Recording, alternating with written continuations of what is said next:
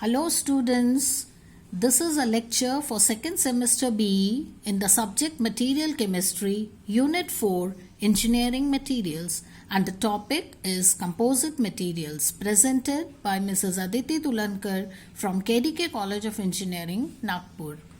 Let us first see what are composite materials. Composite materials are made from two or more constituent materials having significantly different physical and chemical properties, and when combined together produce material with different characteristics from the original constituents. In the new material, the individual components do not mix like a solution or mixture but remain separate and distinct in the structure. They are preferred because they are lighter, stronger and cheaper. We have examples: bone, which is a natural composite which contains of protein collagen in mineral apatite. Wood is again another natural composite which contains cellulose in lignin. Concrete, which is artificial composite which contains aggregate and sand in cement. Plywood, again everyone knows, it is many thin layers of wood which are glued together. And then the reinforced concrete, which contains steel or iron rods or plates, etc. in concrete. Thus we can say that there are two essential constituents of composites. The first we call it as the matrix, and the second is the reinforcement. Now what is matrix? Matrix is the substance that should hold the reinforcement by strong bonding. These are three types of matrix: polymer matrix having high processibility, metal matrix with high strength, and the ceramic matrix having high oxidation resistance. And the second is the reinforcement. It is the discontinuous phase and gives strength to the composite. It can be particle reinforcement or fiber reinforcement. That means we have a matrix and reinforcement which combine together to produce the composite material. So matrix basically is the main dispersing phase which will have the reinforcement inside it, and the reinforcement is the dispersed phase which disperses in the matrix, and the matrix holds it very strongly. How do we classify them on the basis of reinforcement? We have three types of composites based on the reinforcement material. First is the particle reinforced composites, second the fiber reinforced composites, and third we call them as the structural composites. So let us see what are particle reinforced composites. As the name suggests, we can understand one thing, that there should be some particles which are dispersed in a matrix. So we also call it as particulate composites. Here the dispersed phase or the discontinuous phase, which is known as the reinforcement, is in the form of particles suspended in the matrix. Example is concrete.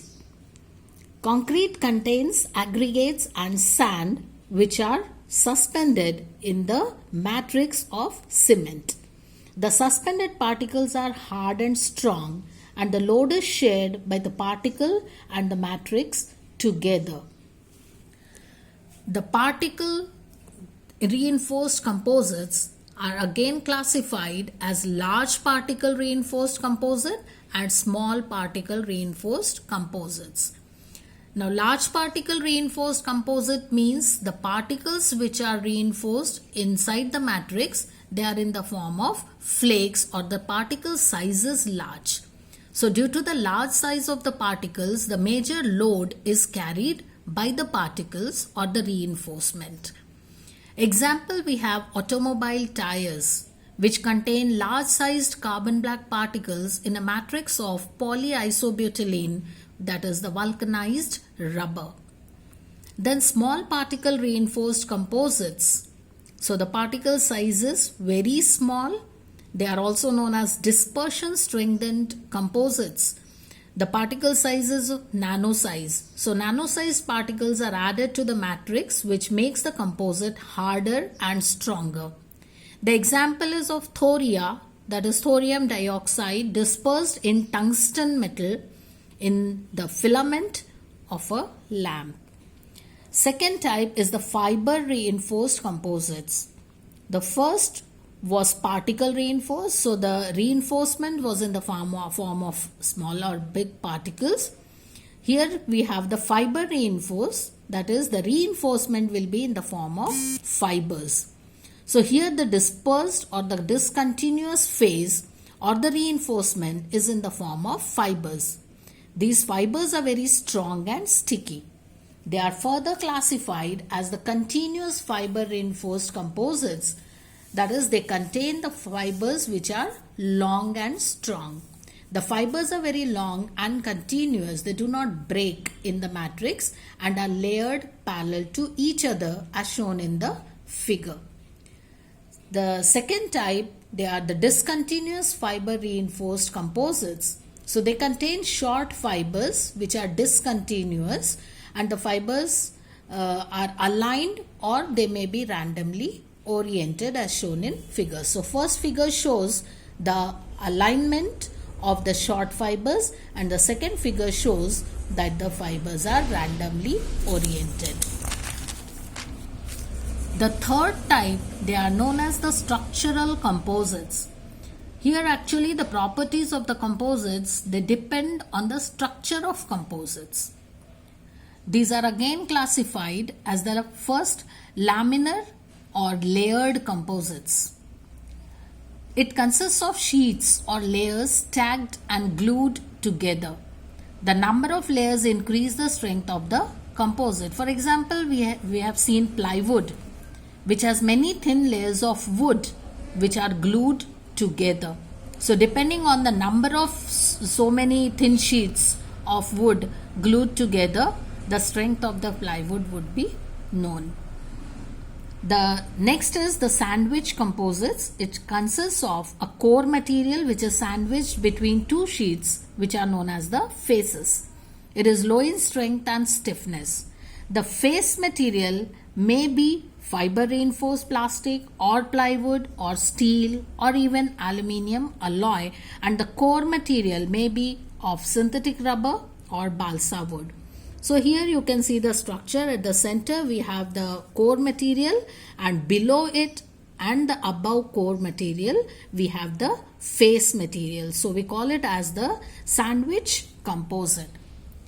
Now the properties of composites, they are light in weight, they have high strength, high heat stability, low cost of production, so they are very cheap, corrosion resistant, oxidation resistant, wear resistant, and they have high toughness. Their applications, they find so many uses in making automotive parts, marine bodies like the boat and ship hulls, for making storage tanks, plastic pipes, industrial flooring, swimming pool panels, bathtub, buildings, racing car bodies, spacecraft, aircraft, and for making furniture, etc. Thank you so much.